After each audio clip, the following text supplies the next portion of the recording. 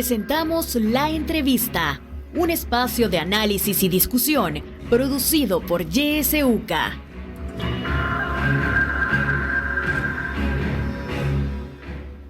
Siete de la mañana con 2 minutos. Gracias por acompañarnos en esta semana, una semana de vacación, pero nosotros continuamos trabajando para continuar informándole.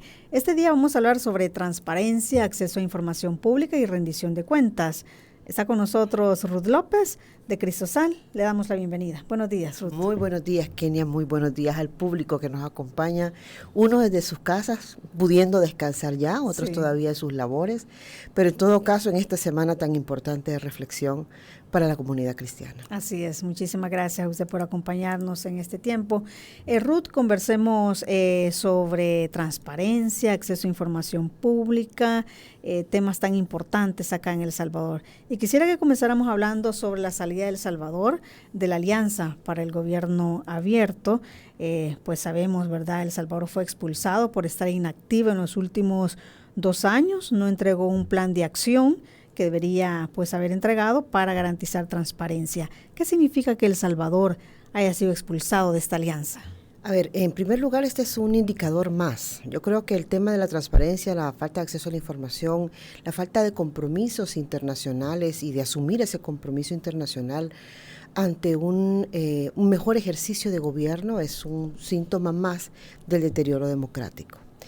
Es importante que se sepa que estos índices, estas alianzas, en las que se viene trabajando además hace muchos años, es decir, muchos años en mejorar en los índices, muchos años en pertenecer a este tipo de agrupamientos, implica también compromisos y el cumplimiento de compromisos y por supuesto obligaciones por parte de los estados.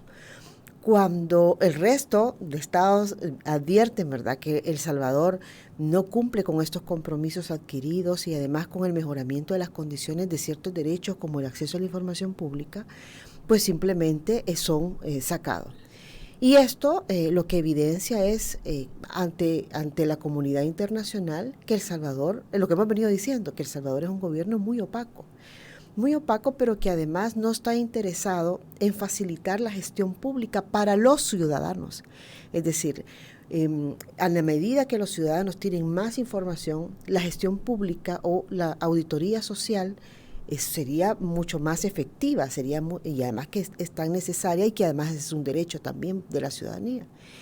Y entonces lo que está evidenciando es precisamente que el gobierno de El Salvador no tiene ningún interés en que la ciudadanía pueda ejercer estos derechos.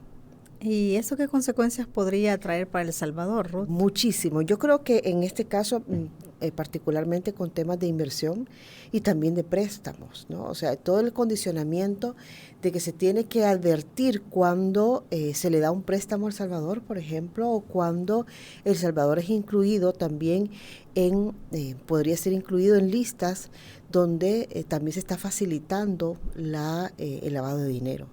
Y por supuesto, los organismos internacionales, los organismos financieros internacionales también ponen la mirada al gobierno de El Salvador y particularmente pues durante esta gestión.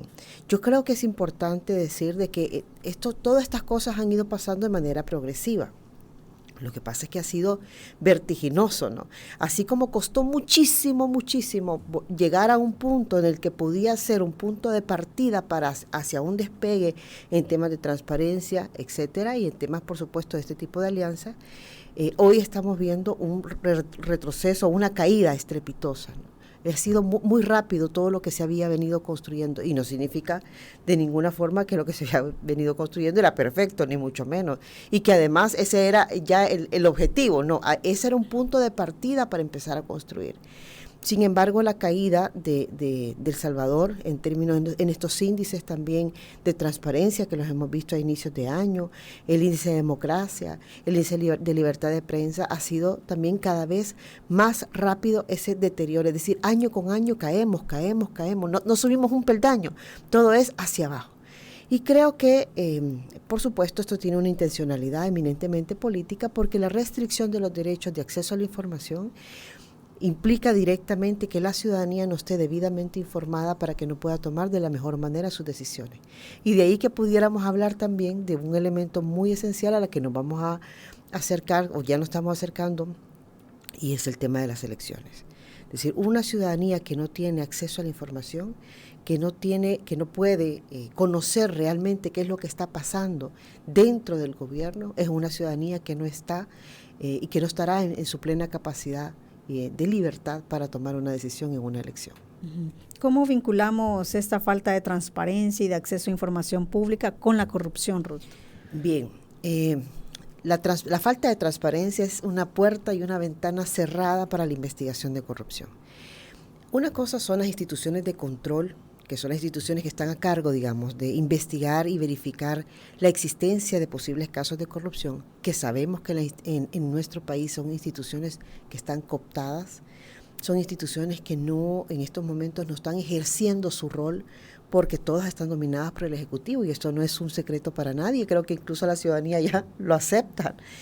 Y otra cosa es lo que ocurre a nivel de la ciudadanía, que sí puede ejercer un control vertical. ¿Qué es lo que pasa? Que normalmente cuando el control horizontal está cooptado, la ciudadanía es la que debe actuar. Sin embargo, debiera actuar. Sin embargo, para poder actuar también se requiere información pública. O sea, creo que uno de los elementos más efectivos en cuanto a la campaña electoral del 2019, por ejemplo, fue haber utilizado las herramientas de acceso a la información pública y la información que ya era pública en el caso salvadoreño. Sin embargo, creo que también pues el gobierno advirtió que en la medida que pudiera tener la ciudadanía información era algo que no les convenía. Y creo que esto es una conclusión muy sencilla porque entonces si no, ¿por qué ocultar la información? Nosotros vemos los deterioros del acceso a la información en varias cosas. Por ejemplo, hace unos días me hacían una consulta porque son en las instituciones, usted requiere información a las instituciones y lo que le dicen las instituciones, fíjese que su firma no coincide. Van a entregar la información personalmente y le vuelven a decir, fíjese que su firma no coincide. Esto es porque o no tienen información o no la quieren dar o simplemente para retrasar el ejercicio de un derecho. Es decir, yo creo que son pequeñas cosas en las que uno advierte cómo las instituciones están como conchas, ¿verdad? Que no quieren soltar la información y uno se pregunta, pero y no aquello de el que nada debe, nada teme. Es decir, ¿por qué ocultar la información? ¿Cuál es la intención de que la ciudadanía no conozca qué es lo que está pasando? Y eso lo advertimos en un montón de cosas, lo advertimos en las reservas, por ejemplo. Es escandaloso cómo a partir de que hay investigaciones periodísticas, de aquí que los medios de comunicación, los medios de investigación resulten ser tan importantes, porque a veces logran obtener lo que la ciudadanía no puede. Y se pueden utilizar esta información precisamente para accionar a las instituciones, aunque ya sabemos que las instituciones están cooptadas. Pero la sola evidencia, es decir, yo no puedo decir, es que una institución no funciona. Yo tengo que evidenciar que la institución no funciona. ¿Y cómo voy a evidenciar que la institución no funciona? Presentándole los requerimientos, presentándole las denuncias, presentándole peticiones. Y con eso voy a evidenciar que la institución no funciona. Y resulta que entonces, con todo este sistema de opacidad, pues a quien se termina afectando es a la ciudadanía, doblemente. No solo en su derecho para acceder a la información, que es el peticionario directamente, pero también a la colectividad al no tener la oportunidad de evaluar esa información. Y pues lamentablemente en temas como este sencillo que le estoy poniendo o como le decía a partir de la información de los medios de comunicación que son tan importantes en sus investigaciones, pues resulta que después de que se pide la información la reservan. Eso pasó con el convenio famoso con China y todas las contrataciones asociadas, porque no es el convenio solo, es el tema de todas las contrataciones asociadas para el montaje del parque en la Libertad. Es decir, ¿qué es lo que hay detrás? ¿Por qué se oculta? Y yo no creo que la causal, por ejemplo, que ahí se expuso es que podía afectar las relaciones internacionales. Bueno, yo no sé qué querrá esconder China, me parece algo absurdo. Yo creo que el gobierno chino no estaría en esa sintonía, quizá, o quizás sí, no lo sé. Yo quizá fue una exigencia del gobierno chino y habría que entonces revisar también cuáles son las exigencias que nos ponen, a ver si hablamos de tanta soberanía también, ¿verdad? Porque a partir de eso se reservó toda la contratación relacionada con el montaje. Estamos hablando desde el transporte, por ejemplo, que llevó las ruedas, desarmadas, por ejemplo, por supuesto, el tema de la contratación del personal, lo mismo ocurrido con la famosa biblioteca.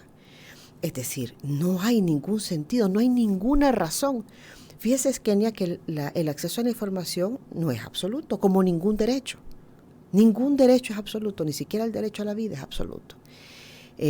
Lo que sí le puedo decir que es absoluto es a todas aquellas torturas. Las torturas sí, o torturar es algo que realmente es una prohibición absoluta. Pero en el caso de los derechos, nosotros no hay, ni siquiera en las convenciones internacionales, un derecho absoluto, y especialmente el de acceso a la información, que tiene ciertas limitaciones. Ciertas limitaciones que además de que tienen que ser expresamente establecidas en ley, tienen que ser argumentadas y fundamentadas. Uno, porque se le causa un perjuicio a otro. Si usted le va a causar un perjuicio a otro, a una persona concreta, porque además va a revelar información, y aquí viene la otra prohibición de datos personales, porque eso es nada más que le corresponde a usted como ser humano. Y la otra es cuando hay temas de seguridad, estamos hablando de seguridad nacional. Pero resulta que bajo estas tres causales que se desarrollan de distintas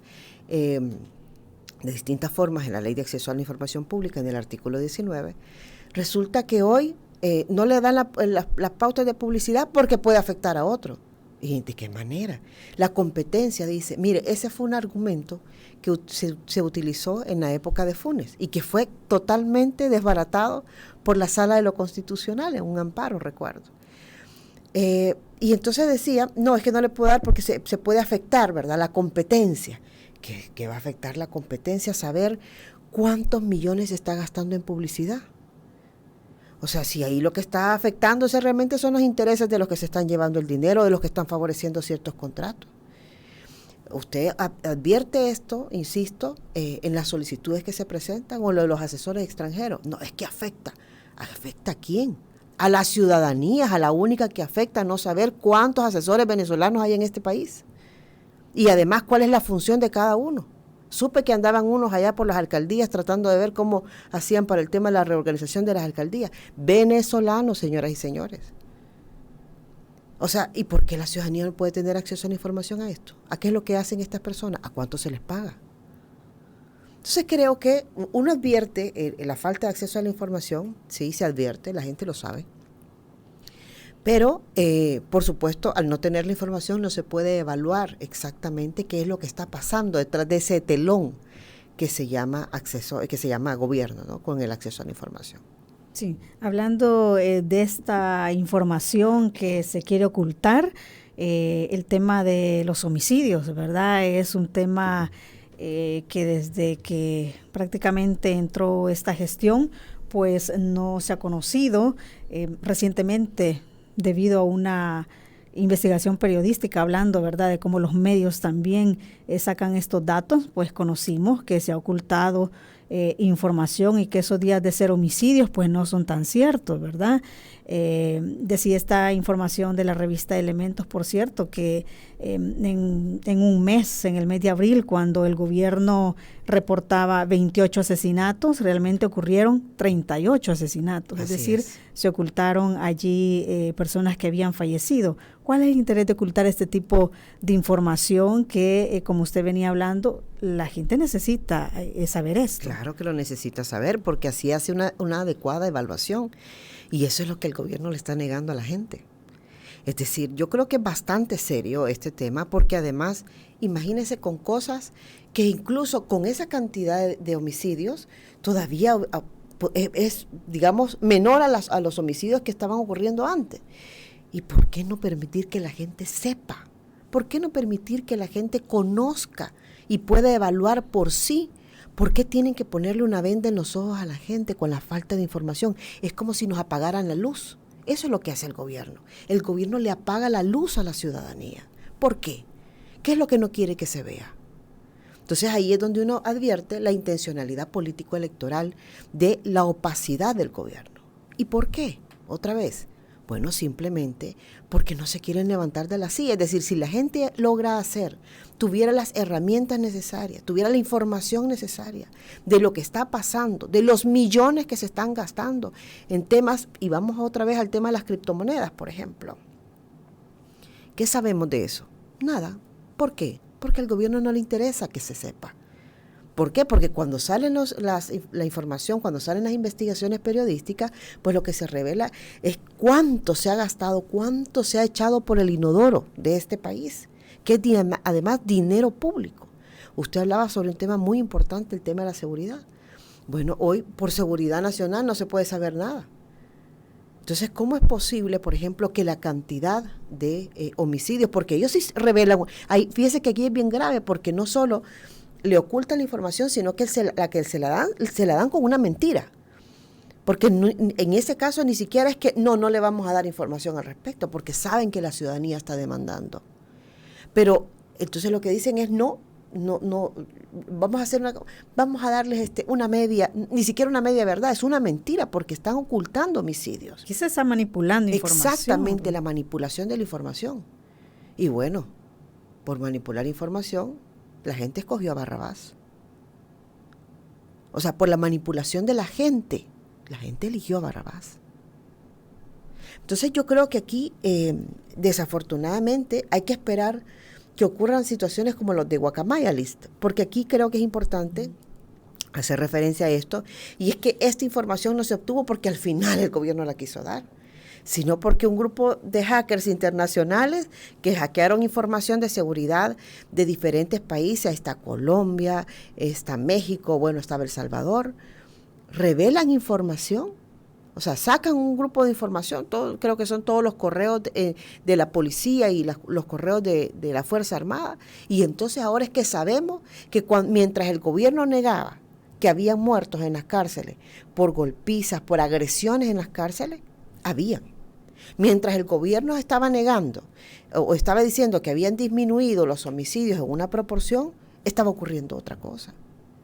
Entonces, ¿cuántas cosas no sabemos los salvadoreños? Bueno, puede ser que nosotros adoptemos una posición de no quiero saber. Y nos pasa en nuestras casas, nos pasa en los trabajos. A veces adoptamos una posición de que, mire, ¿sabe qué? No, yo prefiero no saber, ¿verdad? Prefiero así, ¿verdad? Hacerme el desentendido, hacerme el del ojo pacho. Pero, bueno, eso tiene que ser una decisión de cada ciudadano. Es decir, no solo porque me limiten o porque me apaguen la luz, yo no quiero saber. Puede ser que me quiera quedar en la oscuridad, eso es una decisión personal. Pero otros querrán encender el switch y querrán ver la luz y querrán saber y querrán cuestionar al gobierno. Y no estamos hablando de este gobierno, estamos hablando de cualquier gobierno. Bueno, ya Saca decía que no había mejor ley que la que no existía, ¿verdad? Porque al final eso no había ninguna limitación al derecho. O sea, yo creo que, bueno, en aquel momento los mismos asesores que estaban antes están ahora. Desafortunadamente, ¿por qué los han elegido? Bueno, no sé. Eso sabrá el presidente de la República a quien elige, ¿no? Pero para que lo acompañe en su gobierno. Pero yo creo que son rasgos que venimos advirtiendo. Y durante los gobiernos del FMLN, no digamos que todo era un crisol. O sea, sí costó muchísimo. ¿Cuánto le costó a la sociedad civil que se llegara al punto de tener un instituto de acceso a la información realmente que funcionara como institución de control? Y tampoco es que fuera infalible, porque hay decisiones del instituto que tomó con los que yo no estoy de acuerdo. Tomó una decisión sobre los viajes de Funes, por ejemplo, y el tema de la contratación de publicidad, que se tuvo que dirimir en la sala de lo constitucional. No es porque el instituto en ese momento hubiese funcionado, digamos, con los votos, porque además es un órgano colegiado, de la manera que la ciudadanía esperaba. Y así posteriormente, es decir, no, eso es que antes era perfecto. Es que usted dice que antes era perfecto. No, por supuesto que no era perfecto, pero la vía de construcción es hacia adelante, no hacia atrás, no es hacia la deconstrucción. Y lo que tenemos ahora es un desmontaje total de la institucionalidad de acceso a la información, y eso implica no solo el Instituto de Acceso a la Información, que no funciona, que no sirve, que no le da respuesta a la ciudadanía, y eso ha sido probado por organizaciones como Acción Ciudadana, que han estudiado cómo ha evolucionado el acceso a la información en el país, por el IDUCA también, que hizo un estudio el año pasado sobre el acceso a la información en el país. Es decir, y se puede demostrar, ya le decía yo, cuántas solicitudes de acceso a la información son rechazadas por la firma.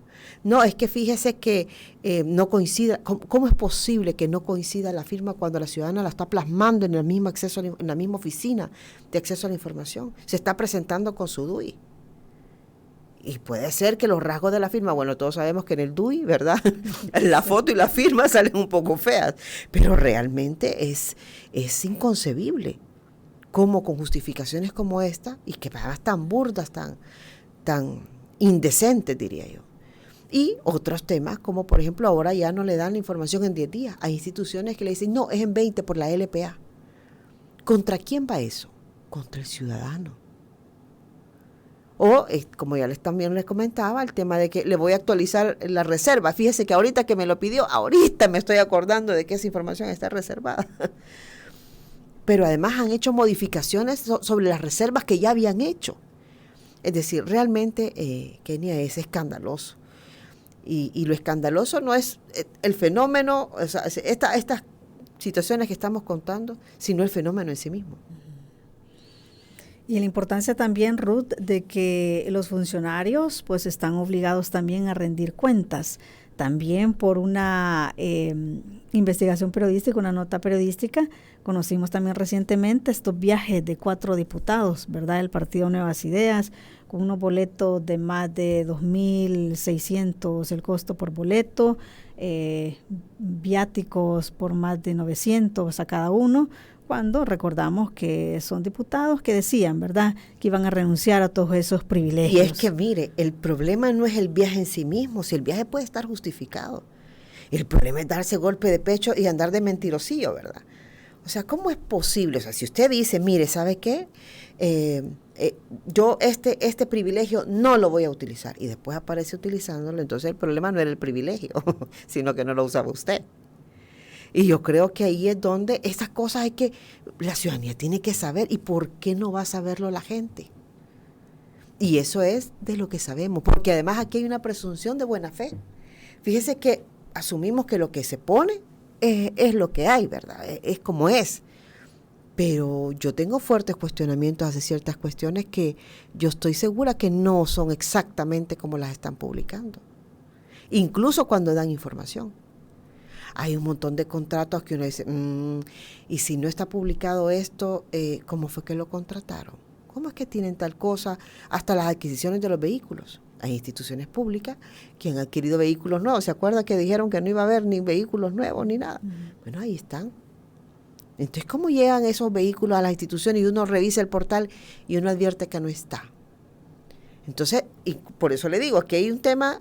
pues sí, la gente asume de buena fe que la institucionalidad le está poniendo la información. El problema es que no toda la información se está poniendo. Y ese es otro elemento. O sea, ahí hay un montón de contradicciones entre lo que uno ve y sabe, y otra cosa entre lo que la administración pública está dándole a la ciudadanía. Insisto, es muy, muy lamentable, porque además uno revisa el famoso plan Cuscatlán, ¿verdad? Y entonces uno dice, bueno, ¿y cómo es posible? Bueno, ya sabemos lo de las ICIES, ¿no? Y todavía hay gente que disculpa y justifica el que las ICIES se haya ido del país. Cuando vimos cómo en Guatemala, por ejemplo, fue la ICIES la que sacó a un presidente. O sea, la que evidenció la corrupción del presidente. Y aquí la ICIES está evidenciando la corrupción ya de funcionarios muy cercanos al presidente. Pero que además el presidente se ha negado a investigar internamente. Y entonces también estará involucrado. Desafortunadamente, otra vez repito, las instituciones de control están cooptadas. Yo soy de las que creo que, por ejemplo, los hechos del 1 de mayo, el objetivo principal no era la Sala de lo Constitucional. La Sala de lo Constitucional se tenía que ir porque el objetivo principal era la destitución del fiscal general, para que no siguiera investigando. Para que no siguiera investigando los 12 casos de corrupción que les entregó la CICIG. Y claro, si van a hacer esto con el fiscal, tenían que quitar a la sala para que la sala no actuara. Además de que ya sabíamos que personalmente había un interés, ¿verdad?, por parte del gobierno y marcada animadversión con los magistrados. Ya los había dicho que los podía haber matado, ¿verdad? Pero yo creo que es lamentable, de verdad. Sí, interesante también cómo es que se van acomodando todas estas situaciones, como usted dice, Ruth. Acá en lo que usted plantea, pues no era la sala, sino era el fiscal. ¿Cómo también se hace manipulación cuando se aprueban nuevas leyes o se hacen reformas también siempre para el mismo beneficio, verdad? Recientemente hicieron reformas a la ley de compras públicas, una ley que se había aprobado recientemente y que sustituye a la LACAP, pero viene y se hacen nuevas reformas. ¿Por qué? Porque deja una puerta abierta también. Primero se observó, fíjese todo el camino. Mire, sobre el tema de nuevas leyes vamos a escribirlo así. Hay leyes que entran en vigencia, en vigor, el mismo día que se aprueban, sin tener en cuenta la vacatio. La vacatio son los 8 días que deben transcurrir para que una ley sea de obligatorio cumplimiento para todos, ¿no? Entonces resulta que eso es un trámite que se estableció en la Constitución. Aquí no importa. Aquí el mismo día que la aprueban, la mandan a publicar y ese mismo día entra en vigencia. O sea, hay leyes que pueden tomar este rumbo cuando son disposiciones temporales, pero no para leyes permanentes. Entonces lo que hacen es esto constantemente. Como esas hay un montón. Ni le podría enumerar todas las que hay, que se aprobaron especialmente después de la pandemia. Después de la pandemia una parte, y después durante el régimen de excepción. Pero además que insisto, que tienen carácter permanente. O sea, ahí hay un cumplimiento total de la Constitución, pero no importa, ¿verdad? Vamos a echarle chelito a eso, no, vamos a hacerlo los del ojo pacho y no importa. Hay otras leyes que son aprobadas, reformadas y vueltas a reformar. Porque no hay, yo creo que, a mí me cuesta creer que no hay gente técnica, porque yo conozco gente muy técnica dentro del gobierno, muy buena, pero no los escuchan. Unos los escuchan a uno y otros tienen miedo. No, es que vieras cómo se pone. Bueno, a mí no me importa cómo se ponga, pero yo le tengo que decir, ¿verdad? O sea, yo le tengo que advertir. Y eso pasa con un montón de cosas que se van haciendo atropelladamente, justamente como la ley de compras públicas, que es un caso típico. La ley se aprueba, el presidente la observa, se solventan las observaciones, se hacen los ajustes de las observaciones y de pronto vienen las primeras modificaciones. O sea, una ley que no tiene ni 2 meses. Entonces usted se da cuenta, bajo temas tan sencillos, que no hay una planificación, no hay una idea adecuada de la gestión pública, y que es a base de capricho. ¿De quién? No lo sé, pero evidentemente es alguien que no sabe de estas cosas.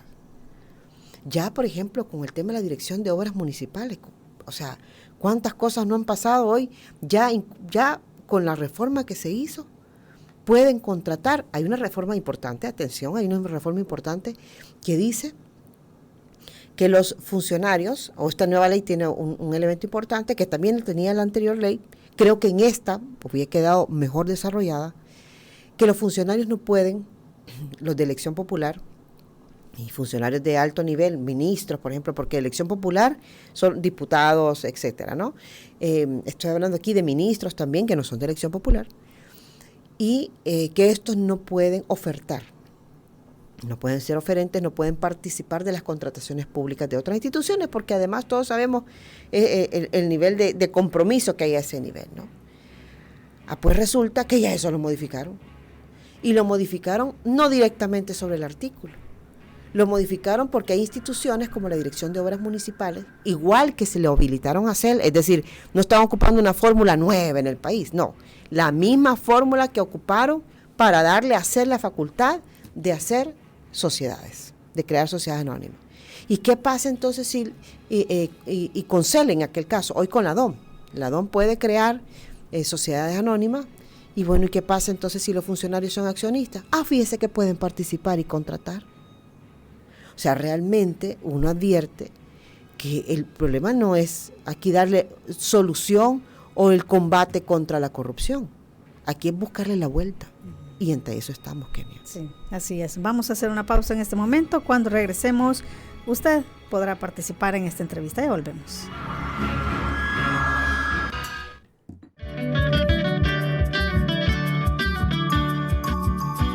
Somos la estación que te acompaña siempre. YSUCA, la voz con voz. YSUCA, siempre con vos. 91.7 La Voz con vos. Yo diría que el pueblo haga oír su voz. Hora 10. Que la realidad tome la palabra a través de la ciudadanía activa. Que reflexionen sobre la situación del país, que exijan ser bien informados. Hora 10. De lunes a viernes a partir de las 10 de la mañana. Le esperamos.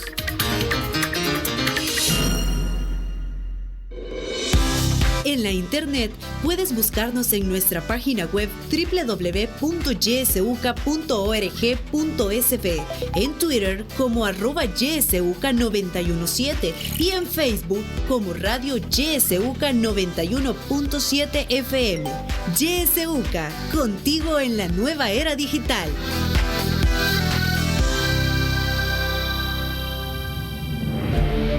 Sintoniza Radio YSUCA en el 91.7 del FM. La Voz con vos.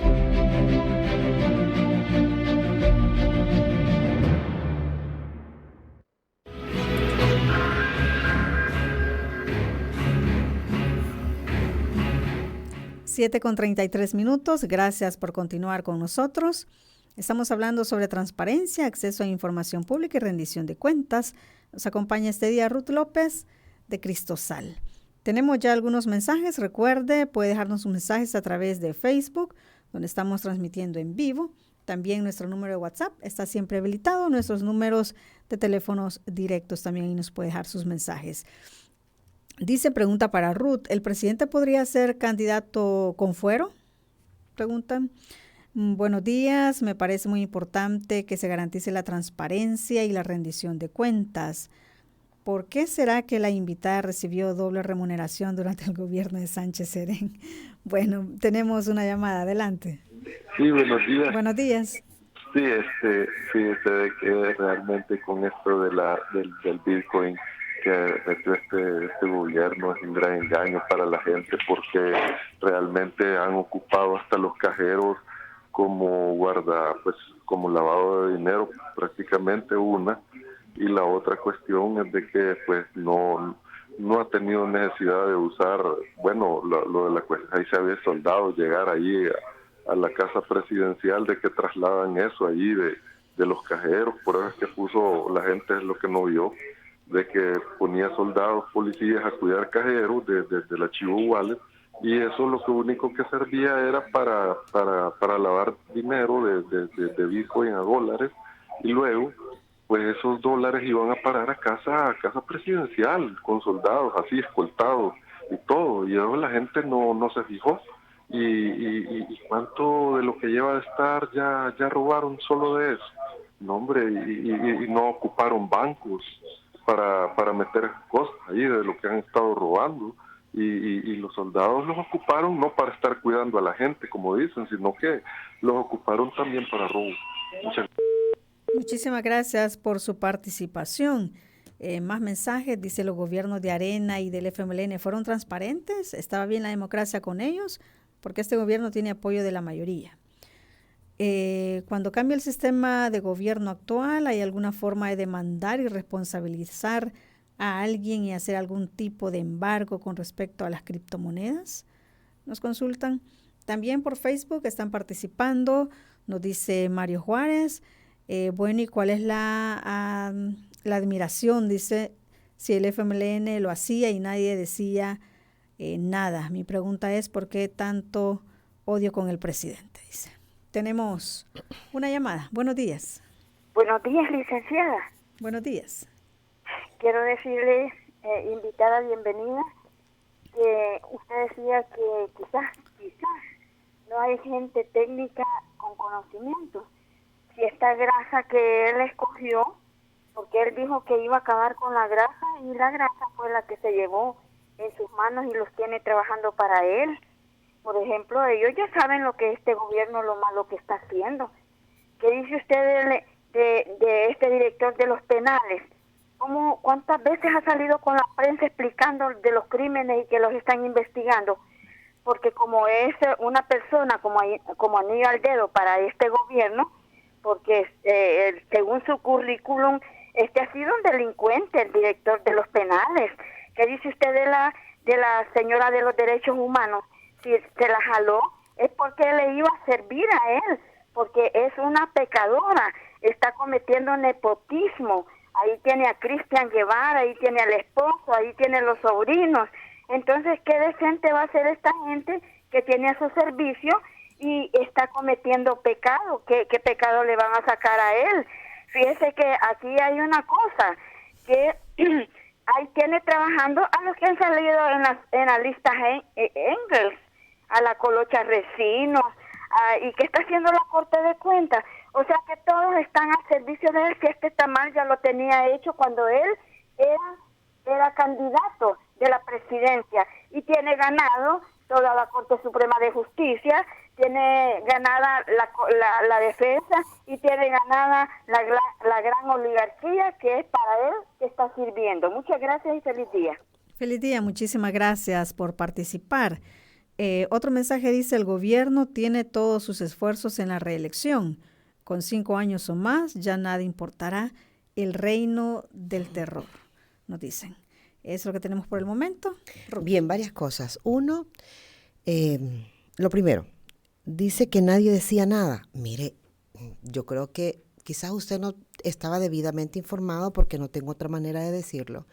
Pero usted puede verificar lo que organizaciones sumamente importantes en el país como Acción Ciudadana, el mismo FUSADE, FUNDE han venido señalando por años. Es decir, este tema de que nadie decía nada no es cierto. Bueno, el gobierno del FMLN se decía que se vivía quejando de que muchos lo atacaban, ¿verdad? Pero entonces yo creo que aquí hay un problema de desinformación. Entonces sí se decía mucho. Yo misma he sido bastante, cuando estuve en el Tribunal Supremo Electoral, por ejemplo, en el periodo 2009-2014, fui bastante crítica con la gestión a partir del tribunal. ¿A partir de qué? De que había que hacer uso de las herramientas legales que habían sido aprobadas en el 2013 con la ley de partidos políticos y el nuevo código electoral, con el tema de las campañas adelantadas, por ejemplo. Y bueno, internamente el equipo técnico dio su lucha y ahí está el resultado, ¿verdad? Fue sancionado Funes 3 veces, fueron sancionados casi no, todos los partidos políticos. Y si no me cree, pues ahí busque la memoria de elecciones del 2014, que creo que va a encontrar información importante. Por otro lado, como el tema de la doble remuneración, y eso es un tema personal, ¿no? Durante la época de Sánchez Serén. A ver, una cosa es la remuneración que se obtiene con salario, que yo trabajaba como asesora en el Instituto Salvadoreño del Seguro Social, directamente con el doctor Ricardo Sea, y otra cosa son los nombramientos que se hacen en las juntas directivas de las instituciones públicas, que aquí no es un salario, sino que se obtiene en función de una dieta, es un concepto. Pero igual está ocurriendo ahorita. Es decir, si tanto se critica la práctica, pues entonces lo que debiera hacerse es eliminar que cualquier servidor público, cualquier persona que tenga un cargo público, pues pueda ocupar un espacio en las juntas directivas. Pero yo le invito, muy sencillo, vaya a las páginas, por ejemplo, de la misma Superintendencia de Competencia en la que yo estuve y que además es una institución muy buena, muy importante. Vaya a la página del BCR, que hay un órgano colegiado, vaya a la página de puede ir a la del Instituto Salvadoreño del Seguro Social, al del Fondo Social para la Vivienda, al de INSAFOCOP, cualquier institución pública que tenga un órgano colegiado con esta formulación, es decir, son órganos colegiados donde trabajan, por supuesto, directamente es la máxima autoridad de las instituciones públicas, pero que tienen representantes o que participan personas de otras instituciones. Y yo le pido que lo revise y se va a dar cuenta cómo durante este gobierno esto ha seguido, porque además no es una práctica que los de antes, que los de ahora, no, es porque son servidores públicos que cumplen una función dentro de esos órganos colegiados. Sí, por ejemplo, en el Seguro Social actualmente el Ministerio de Trabajo forma parte. Hay unos que vienen delegados por la misma institución y otros que son representantes, por ejemplo, de instituciones, y otros que son simplemente nombramientos que se hacen para ese cargo. O sea, lo puede revisar. Pero bueno, entonces no es un tema de doble remuneración. Ya me han dicho que tenía 3, 4, 5, no, yo, sí, 10 pueden decir, pero de ahí a que sea cierto es otra cosa. Y gracias que había ley de acceso a la información, que todo esto era público, ¿verdad? Entonces, ese es el otro tema. Lo otro es con el tema de odio. Mire, odio es desearle mal a alguien. Yo no le deseo mal a nadie. O O sea, ninguna persona de los que trabajamos en temas de transparencia, corrupción, etcétera, nuestro trabajo no es odiar, o sea, es señalar. Bueno, si usted no quiere verlo, es otra cosa, pero realmente yo creo que la obligación nuestra es poner sobre la mesa estos elementos, y eso no significa odiar, significa Contraloría Ciudadana. Le cuento, el artículo 73, el ordinal segundo de la Constitución dice que los ciudadanos tenemos el deber de cumplir y de hacer cumplir la Constitución de la República. Y bueno, algunos nos tomamos esto más en serio, ¿verdad? Más a pecho. Otros, como ya les decía, pues no, simplemente no quisieran saber. Y es que, ¿sabe qué? Yo entiendo que es doloroso para estas personas que además depositaron la confianza en una opción política que se decía ser diferente y podía haber sido diferente, y sin embargo tiene las mismas prácticas, muchas de las mismas prácticas del pasado. Entonces creo que el tema del retroceso es como cuando usted tiene ha sembrado la confianza en alguien, ha depositado su confianza y le traiciona. Eso es un dolor muy fuerte. Entonces lo que usted hace a veces es negar que eso está pasando, negarse, cerrar los ojos y decir no es eso. Y por supuesto se adoptan discursos como este de que, no, es que usted lo odia, es que usted lo que no lo quiere, usted mira mal al niño. Eso no es eso. Es decir, aquí estamos hablando de la función pública, no estamos hablando de sentimientos. Por otro lado, el tema de... ¿qué otro tema? El tema del gobierno de las mayorías. Mire, o sea, a ver, que todo el mundo lo quiera, bueno, ya le dije, ¿verdad? Barrabás fue el elegido por el pueblo. Y de la misma forma ocurre, o sea, a veces es por falta de información, la gente no es que tenga la culpa. Si es que no es un tema de culpa, insisto, es un tema también de información, de manipulación, etcétera. Yo creo que, y también es también la gente está cansada, Kenia. La gente ha sido traicionada muchas veces. Se les prometen cosas que no se les cumplen. Y entonces así como, bueno, ya estoy con ¿verdad? Y ahora ni modo, ya con me voy a quedar porque ya no me queda otra alternativa. O sea, ya no hay más. Cuando realmente la opción está en nosotros mismos. Es decir, la opción está en la misma gente para que pueda ejercer sus derechos. Y yo sé que es difícil hablar del ejercicio de derechos cuando los derechos básicos de la alimentación, por ejemplo, de la falta de vivienda, de la falta de empleo, son los primordiales. La gente no está pensando, le voy a pedir al alcalde que me dé esta información para saber cómo está funcionando, cómo está gastando tal dinero, ¿verdad? O por qué los alcaldes todas las maquinarias las están pintando de un color particular, con una mención particular hacia un partido político. O sea, la gente lo ve, incluso ya lo acepta. Antes hubo un momento en el que ni las alcaldías, creo que fue parte del crecimiento político que tuvo en algún momento la ciudadanía, ya veían mal y criticaban al alcalde cuando iban a pintarlas de rojo, de azul y blanco, etcétera. Bueno, ni en Antiguo Cuscatlán, ya hoy es rosada, ¿verdad? Rosado fucsia. Entonces, creo que la gente advirtió este tipo de cómo se utilizaban los recursos públicos para el posicionamiento de una campaña, y hoy nuevamente estamos en lo mismo.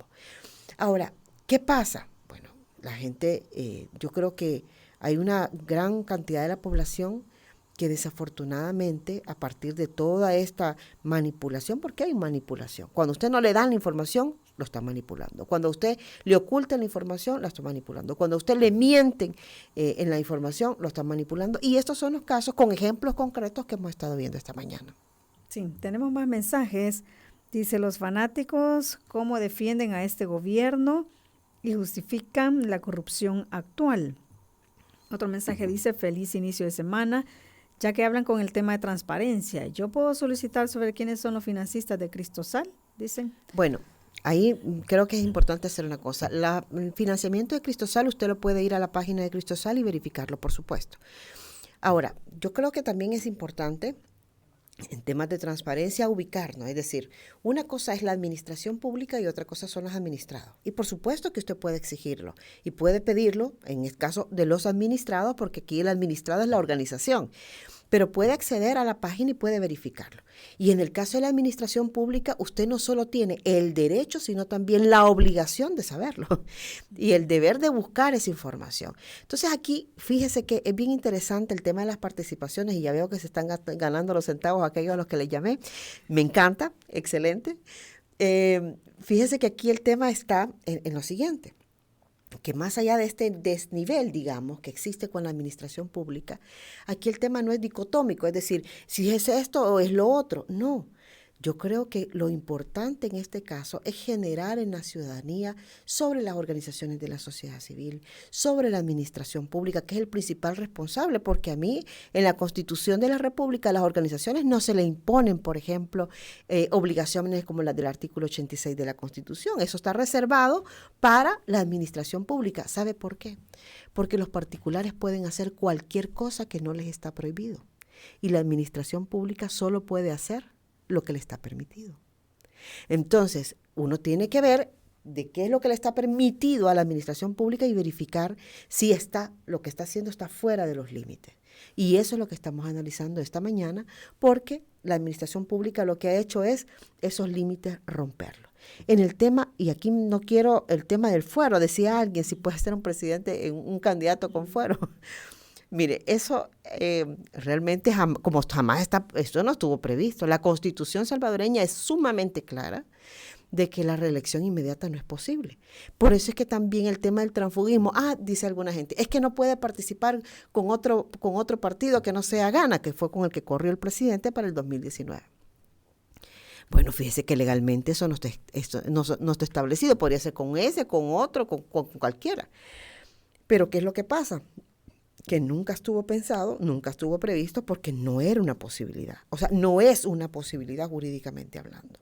Entonces, claro, a partir de que no es una posibilidad jurídicamente hablando, cualquier cosa puede hacerse, ¿verdad? Si aquí, hasta que el mismo vicepresidente no asuma como presidente, puede pasar y que siga todos los 6 meses que tendría que pedir permiso. ¿Y por qué habría de extrañarnos? O sea, a mí ya no me extraña nada, no sé si a la audiencia, ¿verdad? A mí ya no me extraña absolutamente nada. No me extrañaría que hicieran cualquier cosa justamente para que, siendo candidatos, se mantengan en el poder, etcétera. Si ya lo más que era que la reelección inmediata no es posible, y no es posible, imagínese lo menos, ¿verdad? Que es como darle salida a otro tema constitucional más. Claro, son cosas que ya nos sombra, como usted dice, Ruth. Más mensajes, dice, tenemos un audio. Vamos a escuchar. Buenos días, conforme a la transparencia sí se ha tocado mucho ese punto, ¿verdad? Pareciera que no es un barril sin fondo. Y peor hoy vea que carece y usted pregunta X entidades y opacan mucho esos puntos o esas entidades, pues no es que se odie a nadie, si la verdad se sale a luz, pues nadie la puede tapar con el sol con respecto a que a quienes están a favor del mandatario actual o la administración actual, ¿verdad? Como hay que ser imparcial, hay gente que solo ve lo que le conviene, pues aunque a uno les duele hay que señalar porque tal vez uno puede estar más o menos, pero otros que están y siempre han pagado, pagan y pagarán los más pobres, ¿verdad? Lastimosamente, y porque como ellos son ignorantes y algunos no se dejan ni ayudar para abrir sus mentes, ¿verdad? Qué triste, pero hay que ver con los que se pueda o luchar, hacer esa lucha, porque yo les digo a una reunión a ciertos padres que el principal rol es defenderlos de los políticos que tratan, ¿verdad?, de mangonear sus vidas, sus decisiones. Entonces, pues es muy importante que se toque esos puntos lo más que se pueda. Bueno, muchísimas gracias por su participación. Mire, sobre ese comentario, fíjese que la corrupción es algo que la ciudadanía, y esto no solo ocurre en El Salvador, el fenómeno de la corrupción a veces no se advierte como que nos afecta a todos, sino que la gente piensa bueno, es que sí, robaron en el Ministerio X, ¿verdad? O en la institución Y. Pero no se advierte que esa corrupción realmente afecta los derechos de todos. ¿Cómo nos afecta, por ejemplo, la corrupción en el órgano judicial? Bueno, se afecta precisamente porque no se imparte una justicia imparcial, por ejemplo. O porque hay un desvío de recursos que pueden ser utilizados en otras cosas que realmente son importantes para la ciudadanía. ¿Cómo se contrata, por ejemplo, hoy hemos visto en medios de comunicación también la contratación de una persona extranjera para el tema de manejo de Bitcoin? ¿Cuál fue el criterio de contratación? Es la amistad, es la cantidad de seguidores en Twitter, no sé, es el nivel de influencia que tienen con otros bitcoiners, no sé, ¿verdad? O sea, ¿cuál es el criterio y por qué y para qué? ¿Por qué se contrata a un familiar? Hoy se está dando mucha información, muchas situaciones de nepotismo cruzado. Es decir, el nepotismo puede ser de que dentro de la misma administración se contrate, pero también puede ser que un ministro, los familiares de un ministro estén en otro lugar y los de otro lugar estén en otro y así, ¿no? Y lo que se hace es un nepotismo cruzado. Al final es nepotismo igual, porque las razones de la contratación no obedecen al conocimiento o a la práctica que pueda tener una persona, sino simplemente a su vínculo familiar, ¿no? Y aquí estamos hablando de compadres y de todo. Ahora, ¿qué es lo que pasa? Bueno, hoy, fíjese, ciudadano y ciudadana, que ya no podemos saber quiénes son los empleados públicos de una institución, porque dicen que es reservado, que esa información que no se puede dar. Y uno dice, ¿cómo es posible que yo no pueda saber cuál es la plantilla del Ministerio de Trabajo? ¿Cuál es la plantilla del Ministerio de Educación? ¿Cuál es la plantilla del Ministerio de Agricultura? No podemos saber. Entonces, esos cruces que se podían hacer antes y que todo el mundo sabía que estaba el hermano de fulano en tal lugar, etcétera, hoy ya no se puede hacer. Y yo recuerdo aquellos tweets, vea, ordénase el despido de fulano. O sea, realmente advertimos que no solo tenían una intencionalidad política, sino también publicitaria, porque el fenómeno sigue siendo el mismo. El problema sigue estando ahí y yo les podría decir que más agravado. Sí.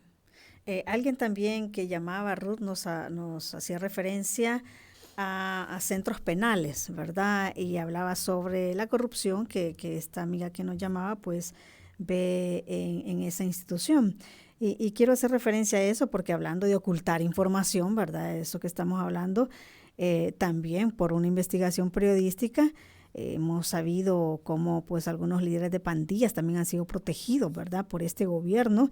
Y el último caso que conocimos fue de este líder de pandilla, ¿verdad?, que fue llevado a un asilo y fue protegido, pues, ¿verdad?, por el gobierno. Se dice que entre 2019 y 2022, que coincide con esta gestión presidencial, salió por lo menos 9 veces, ¿verdad?, del centro penal donde estaba recluido afuera, ¿verdad? Entonces, nos preguntamos, ¿verdad? Este gobierno dice que está con una guerra contra las pandillas, pero por otro lado protege a los cabecillas de pandillas. Y por ahí también va vinculado el hecho de no darnos esta información, de ocultar todo este tipo de situaciones, porque pues detrás de eso hay intereses. Así es, fíjese que yo recuerdo allá por mayo del 2020, en plena pandemia, aquellas fueron las primeras imágenes donde aparecían un montón de personas detenidas, presuntamente pandilleros, muchos de ellos, además porque el símbolo ordinario, ¿verdad?, de la pandilla, el tatuaje, hoy ya sabemos que no todos los pandilleros tienen tatuaje. Entonces, pero en las cárceles, ¿verdad?, yo los recuerdo sentados, acurrucados, etcétera. Eso fue en abril o mayo del 2020. Vayan a buscar las publicaciones. Y mientras eso estaba pasando, venía todo esto que está comentando usted, Kenia, hasta 2021. Imagínense que es terrible. O sea, mientras nos están diciendo, mira, así los tratamos, resulta que a un líder de pandilla lo llevaban a un asilo a darle comidita, a ponerle televisor. O sea, si el amigo de los pandilleros ha sido el gobierno. O sea, mire qué tristeza. ¿Cuántas cosas nos estarán pasando ahorita que no sabemos? Las vamos a saber, yo no dudo que las vamos a saber, pero pasarán algunos años, es decir, y aquí es donde yo digo, la ciudadanía no tiene esa información. O sea, en aquel momento no supieron que mientras estaban viendo esas imágenes y la gente, sí, los queremos, ¿verdad? Sí, arrodillados. Bueno, sí, a esos a uno, ¿verdad? Pero a los otros los estaban llevando a un asilo, como le digo, a darle buena comidita, tranquilos, en un cuarto prácticamente de un hotel, ¿verdad? No sé, yo creo que no lo llevaron a un hotel porque, ¿verdad?, era como el colmo. Bueno, pero a otros sí lo llevaron. Bueno, sí, a otros llevaron, sí, a unos apartamentos y después lo sacaron del país. O sea, realmente, Kenia, lo que vemos es un descaro, ¿verdad? Es una desfachatez de cómo se manipula a la gente con estas imágenes. Mire, detrás de un extremista hay un oportunista, que no se les olvide. Y siempre que ustedes vean a alguien que está haciendo una exhibición exagerada de algo, usted está detrás de esto, hay la búsqueda de una oportunidad que puede ser de diferentes formas. Entonces aquí insisto, les invito a revisar esas publicaciones del 2020. Fueron las primeras en plena pandemia. Me acuerdo perfectamente que incluso tenían mascarilla, por eso lo recuerdo tanto. Pero resulta que mientras eso pasaba, estaban pasando, ¿verdad?, tras el telón, como le decía antes, otras cosas. Entonces, aquí yo creo que hay que ser, por parte de la ciudadanía, y no hay que desistir, hay que buscar información, hay que leer, hay que informarse, hay que buscar alternativas. Mire, si usted se informa por YouTube, el otro día estaba oyendo un space en Twitter, y una ciudadana decía, yo me informo por YouTuber. Bueno, yo creo que uno también tendría que buscar otro tipo de información, ¿verdad? Si usted quiere informarse por YouTuber, es su derecho, está perfecto, ¿verdad? Usted sabe cómo ejerce su derecho.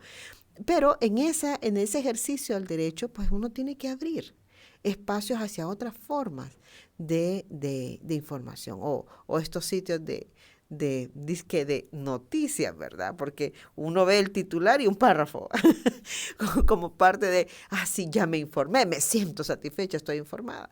Creo que también es parte de este sentimiento de negarse a ver más allá, porque creo que la gente en el fondo también, una parte de la población advierte que ver más allá implica también una nueva decepción. Y los ciudadanos, la gente normal, ¿verdad? Normalmente nos resistimos a sentirnos decepcionados. Es bien doloroso. Claro, pero como dicen, la realidad se impone y habrá un momento. La realidad se impone y habrá un momento en que por mucho que usted no quiera ver, ¿verdad? Ahí está. Bueno, ya hoy la realidad se está imponiendo. El tema de la canasta básica, lo que está ocurriendo, es decir, ¿cómo es posible que se estén gastando tantos millones de dólares en temas como la criptomoneda, relacionándolo con otro comentario de otro oyente, de otro escucha, y no precisamente ese dinero hubiera sido utilizado para quitar el IVA, por ejemplo, de la canasta básica? O sea, ¿dónde están esos cálculos? Bueno, hoy con el tema de la disminución de los municipios, ¿cuál es el fundamento técnico para disminuir los municipios? Ya le dije que ya supe que andan venezolanos de un lado para otro, ¿verdad? Asesorando sobre cómo se van a unir los municipios. O sea, algo realmente absurdo. Pero así pasó con el tema de pensiones, que dijeron que tenían más de 298 estudios actuariales. O sea, quien no conoce quién es un estudio actuarial dice, no, sí tiene un montón de estudios. O sea, un estudio actuarial lleva mucho tiempo, mucho dinero. Y realmente creo que fue una imprudencia muy fuerte de funcionario que lo dijo. Pero ahí está. Otra cosa que no sabemos con el tema de centros penales, cómo se está utilizando el dinero que están entregando las familias para el sostenimiento de los detenidos. Y fíjese que nosotros hemos llegado al punto en que nos imaginamos que todos los detenidos son pandilleros. Y eso no es verdad. Si el único delito que hay no es el de la pertenencia a pandilla o los crímenes que se hayan cometido entre una pandilla. Sí, hay un montón. O sea, ¿cuántas personas detenidas por falsificación, digamos, y que no tengan que ver con relación con pandillas? No significa que sean mejores unos que los otros, no lo estoy comparando. Pero lo que sí estoy diciendo es que hay un montón de situaciones. Y por ejemplo, esta entrega del dinero, no hay un manual, no hay nada que regule cómo se utiliza ese dinero. ¿Quién tiene las tiendas penitenciarias? Y eso ya ha sido un tema de amplísimo debate. Hay funcionarios, exfuncionarios que están detenidos por eso. Entonces, habría que ver. El problema no es que lo hicieron, que se hace, sino el problema es que no lo hice yo. Y entonces por eso detengo a uno y yo sigo el mismo mecanismo, o es que realmente no estaba mal. O sea, ¿qué es lo que está pasando? Sí. Pero todo pasa porque no hay acceso a la información. Claro, ese es el punto. Muchísimas gracias, Ruth, por haber estado con nosotros. Siempre dispuesta con YSUCA, gracias. Muchísimas gracias a ustedes. Y durante esta semana, en una semana santa, ¿verdad? Creo que hay que reflexionar sobre nuestro rol como cristianos, sobre la empatía, la solidaridad. Miles de personas están sufriendo con familiares injustamente detenidos. Sí. Y creo que eso, hay que pensar como sociedad. Sí, así es, esa es la invitación. Muchísimas gracias por haber estado con nosotros y ser parte de la entrevista de YSUCA. Buen día. Esta fue La Entrevista. Te invitamos a que no te pierdas nuestra próxima emisión.